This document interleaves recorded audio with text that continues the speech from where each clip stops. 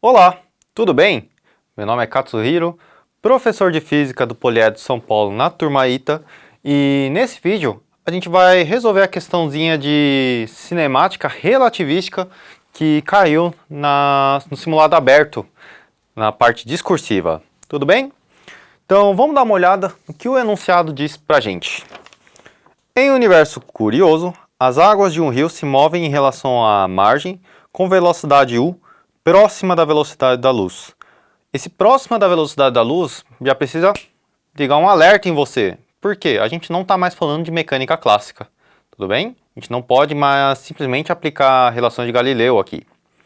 Sobre as águas desse rio, navegam duas filas paralelas de barco, uma a favor da correnteza e outra contra a correnteza, com velocidade v em relação ao rio, também próxima da velocidade da luz.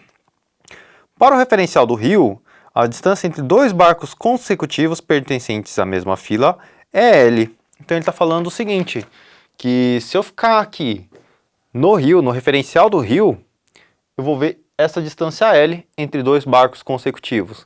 Então é como se eu pegasse uma tora e um bote, por exemplo, que não tem motor, colocasse em cima do rio e eu visse os barcos descendo com velocidade v, os barcos subindo com velocidade v e o comprimento entre dois barcos sucessivos seria esse L.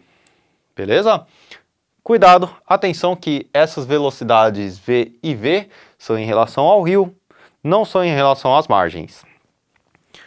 Finalmente, ele vem com a seguinte informação. Com base na situação descrita, sendo c a velocidade da luz, responda: qual a distância entre dois barcos consecutivos da mesma fila no referencial desses barcos?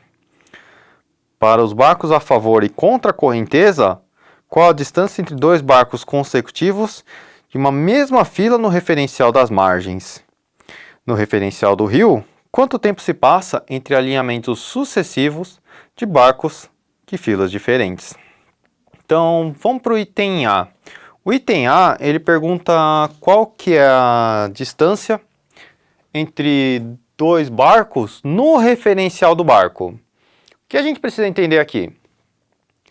Que se eu estou aqui no rio e eu vejo essa distância se mexendo, esse comprimento, essa medida que eu faço no rio já não é mais próprio. Por quê? A medida própria é a medida que a gente faz de um objeto em que está em repouso em relação ao referencial. Então, essa medida L está se mexendo para o referencial do rio, está se mexendo com velocidade v, então é uma medida imprópria. Agora, quando a gente vai para o barco, se eu ficar nesse barquinho aqui, essa distância vai ficar sempre na mesma posição. O barco à frente estará sempre na mesma posição em relação ao barco anterior. Então, para o referencial do barco, esse comprimento estaria em repouso. Então, para o referencial do barco, é uma medida própria.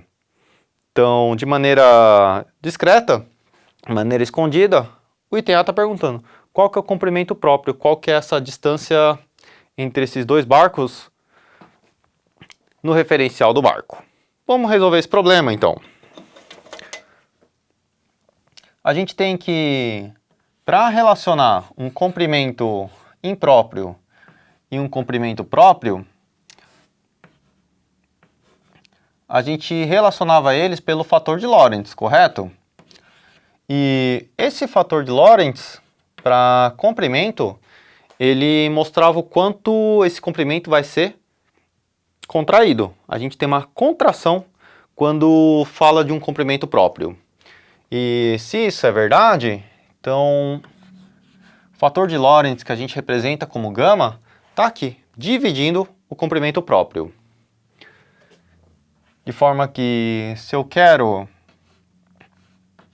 o L próprio, vou falar que o L próprio é o L vezes o gama, o fator de Lorentz. Como é que eu calculava o fator de Lorentz?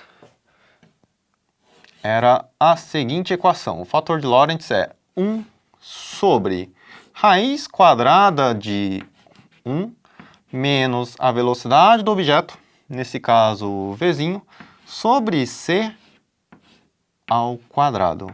Então a gente vai substituir esse gama ali, a gente tem o comprimento próprio, resposta do item A. Então L próprio é igual a L dividido por raiz quadrada de 1 menos V sobre C ao quadrado. Chegamos aqui, respostinha final do item A. Quando a gente vai para o item B, ele perguntou qual que é o comprimento percebido entre dois barcos sucessivos no referencial das margens. E aqui a gente tem um fator complicador. Por quê? Quando eu pego os barcos que estão descendo a favor da correnteza, a gente vai ter uma velocidade em relação às margens. Enquanto que quando eu estou subindo contra a correnteza, eu vou ter outra velocidade em relação às margens. Então eu preciso calcular o fator de Lorentz para cada caso e depois aplicar no comprimento próprio. Por quê?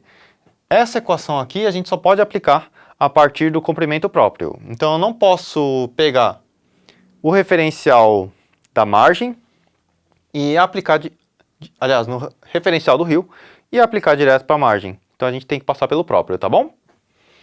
Então, para calcular essa nova velocidade dos barcos em relação à correnteza, eu preciso considerar a velocidade relativa relativística. Então, no caso a favor,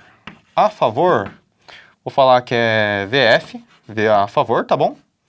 E se fosse um caso clássico, seria simplesmente o mais V. Seria simplesmente isso. Mas estamos trabalhando com velocidades próximas à luz. Eu preciso dividir por 1 mais U vezes V dividido por C ao quadrado. E é essa velocidade que eu vou substituir no fator de Lorentz, tá bom? Então, o L a favor, o comprimento que a gente vai enxergar quando estiver olhando os barcos que estão a favor da correnteza, vai ser o seguinte. Então vai ser L próprio dividido pelo fator de Lorentz, mas esse fator de Lorentz é justamente com gama da velocidade a favor. O L próprio a gente calculou no item A, tá aqui. Então vou substituir aqui. Deu L sobre raiz quadrada de 1 menos V sobre C ao quadrado. Vezes 1 raiz quadrada de 1 menos, aí agora vai ser o VF sobre C ao quadrado. Se você já chegou nessa expressão, estaria ótimo. Agora, se você foi até o final abrindo esse VF, você obteria a seguinte expressão. LF é igual a L vezes raiz quadrada de 1 menos U sobre C ao quadrado, dividido tudo por 1 mais o V sobre C ao quadrado. Então, esse comprimento seria justamente o comprimento que alguém aqui da margem enxergaria os barquinhos descendo a favor da correnteza. Contra a correnteza, vai ser bem análogo. A gente vai precisar calcular a velocidade também, usando velocidade relativa relativística. Então, contra, eu vou falar que é VC, V do contra. E isso vai ser de maneira análoga à mecânica clássica. Eu faria V menos U, V menos U, subtraindo. E embaixo também eu passo subtraindo.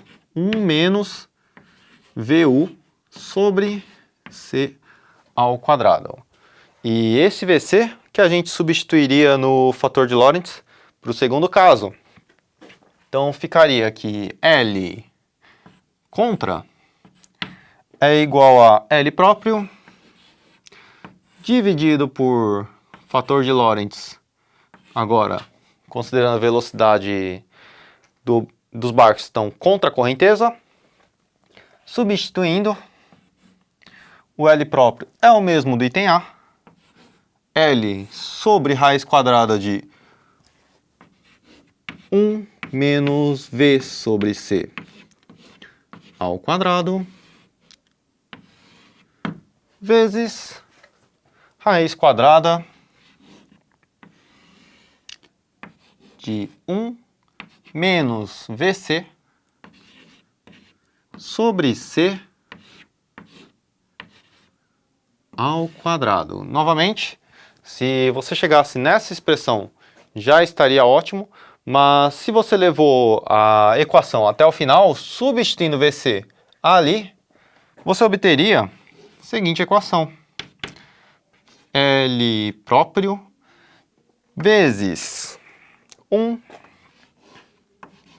menos U sobre C ao quadrado dividido por 1 menos o V sobre C ao quadrado. E eu gostaria de fazer um checkpoint aqui com vocês. Por quê? Repara que quando está a favor e quando está contra, a gente tem exatamente o mesmo numerador. O que muda é justamente o denominador. O denominador aqui, quando a gente está a favor, é maior, porque eu estou somando. Aqui, quando eu estou contra, é menor. Significa que esta fração é maior do que essa. Significa que o L a favor é menor do que o L contra. Então, se essa fração é menor, o L é menor. E faz muito sentido, porque se o objeto está com maior velocidade, ele vai sofrer uma contração maior. Então, esse comprimento tem que ser realmente menor do que o comprimento dos barcos subindo. Perfeito? Então, faz sentido, é legal vocês terem a prática de checar se o resultado que vocês estão obtendo faz sentido. Item B acabou aqui. Quando a gente vai para o item C, ele pergunta o intervalo de tempo entre dois alinhamentos sucessivos no referencial do rio. Perceba o seguinte, quando eu estou no referencial do rio, eu tenho um barquinho com velocidade V, eu tenho outro barquinho com velocidade que é V também. Por simetria, o que a gente vai concluir? Que os dois vão ter que andar a mesma distância. Então, para a gente ter um novo alinhamento, que é L, a gente vai ter que o primeiro barco vai ter que andar L sobre 2 e o segundo barco vai ter que andar L sobre 2.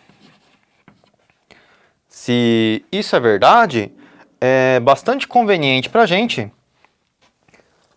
considerar o seguinte, que o tempo que vai demorar para eu ver o próximo encontro sucessivo é justamente o tempo que demora para um barco percorrer L sobre 2. Então vai ficar que o ΔT L sobre 2 dividido por V. De forma que a respostinha final do item C é L sobre 2V. Então tá aqui, respostinha final da nossa questão discursiva de cinemática relativística. Muito obrigado pela atenção, espero ter ajudado você e acompanhe o nosso canal, acompanhe nossos feeds de notícias, certamente você vai ter muito para aprender com a gente. Muito obrigado e até a próxima.